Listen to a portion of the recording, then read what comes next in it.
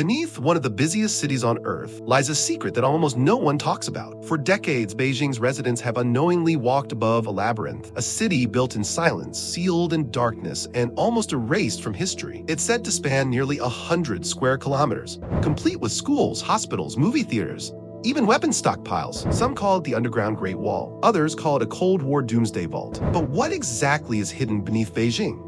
And why did China build an entire secret city underground? The tunnels beneath Beijing have a name: Dìxià Chéng, or simply the Underground City. Built in secret between the late 1960s and 1970s, this massive network was ordered by Chairman Mao Zedong during one of the tensest periods in modern history, the height of the Cold War. Fearing a nuclear strike from the Soviet Union, Mao wanted a place where an entire city could survive underground. Not just soldiers or officials, but civilians, families, and workers. Over 300,000 citizens were mobilized to dig it by hand. Students, farmers, and factory workers with nothing but shovels, baskets, and propaganda songs to keep them going. What they created was staggering in scale, a labyrinth stretching nearly 85 square kilometers, buried up to 18 meters below the streets of Beijing. It had more than 90 known entrances, most disguised as basements or shop fronts. Inside were clinics, schools, dormitories, storage facilities, even theaters and farms. A fully functional city designed to run without sunlight. But no complete map of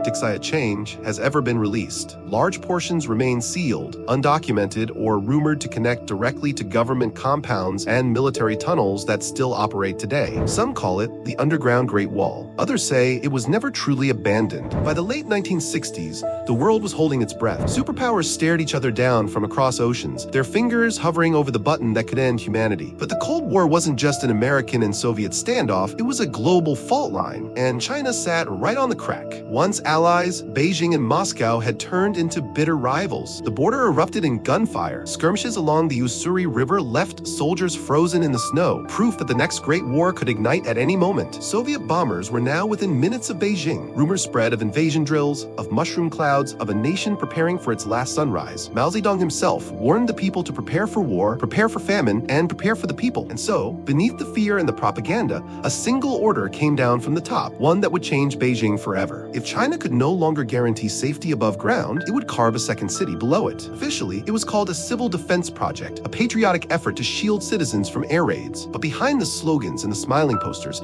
its true purpose ran much deeper. This was not simply a shelter. It was an art, a hidden fortress designed to preserve the Communist Party itself. Deep beneath the capital, the government would build a command center capable of surviving the end of the world. It could continue to operate, communicate, and rule, even if the surface was nothing but ash. The posters called it the People's Shelter. But the truth? It was never for the people. It was a Cold War Noah's Ark, buried in dirt, sealed in concrete, waiting for the apocalypse. Once the order was given, Beijing transformed into a construction zone that no one dared to speak about. Entire neighborhoods were quietly conscripted into the mission. Students were pulled from classrooms, factory workers from their machines, farmers from their fields. Each of them handed a shovel, a pickaxe, or a wheelbarrow, and told to dig for the revolution. They labored beneath propaganda banners that promised safety and glory. But what they built was something none of them truly understood. Day blurred into night. The only light came from dim, swinging bulbs strung through damp tunnels. There was no machinery, no blueprints, and no pay. Just the sound of iron scraping rock and the echo of state slogans rolling off the walls. Over 300,000 people took part in the digging, carving out what would become known as the Underground Great Wall. Down there, the air was heavy and stale. Dust clung to their throats, and the temperature rose with every meter they dug. The deeper they went, the more unstable the tunnels became. Walls cracked, oxygen thinned, men fainted from exhaustion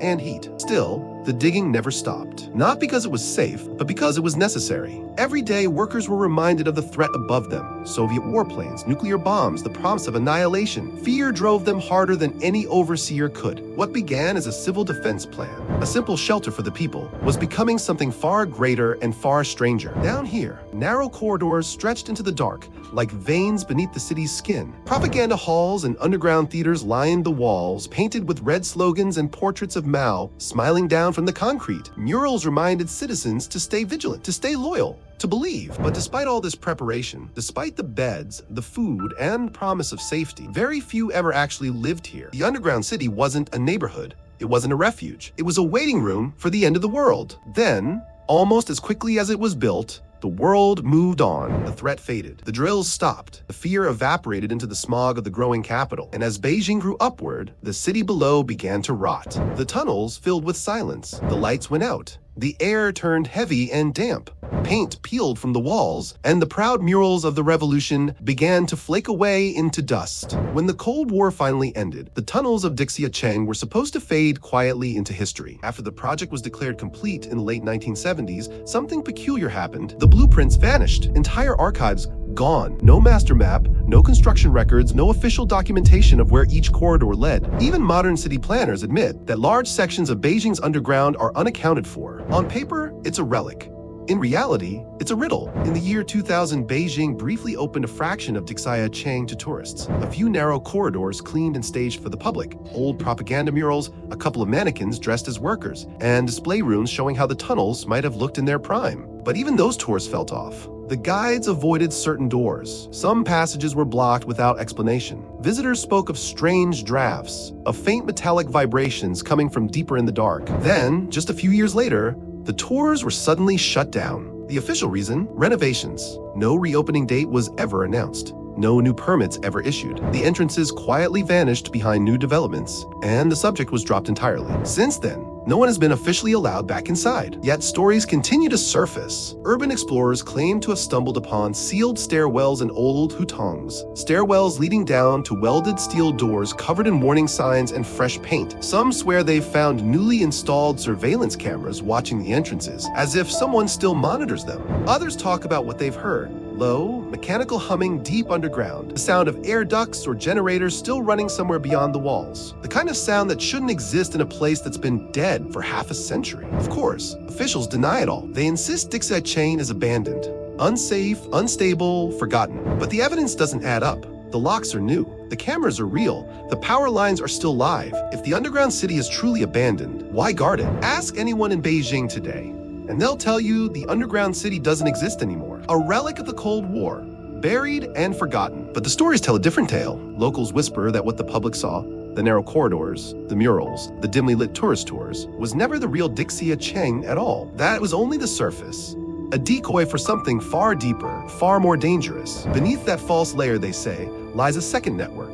A hidden maze that stretches for miles under the capital, a place built not for the people, but for power. Rumors describe massive reinforced tunnels connecting directly to Zhongnanhai, the Chinese government's most secure compound, the beating heart of the state, an underground lifeline capable of evacuating the nation's top officials in minutes, moving them unseen through concrete arteries that lead to unknown destinations. Others insist that parts of the network were never abandoned at all, that they've been quietly modernized, fitted with new electrical systems, communication lines, and surveillance equipment. On the surface, those upgrades are invisible, but satellite imagery tells another story. Sealed ventilation shafts that are still maintained, power grids that shouldn't exist, and construction activity in restricted zones that have no corresponding buildings above ground. Then there are the city records. Faint, easily overlooked details buried in the planning archives from the 1980s. Blueprints that reference sublevels never built on the surface. Entire sectors labeled simply as classified. And that's where the real unease begins. Because some claim that while digging these tunnels decades ago, workers broke into something older,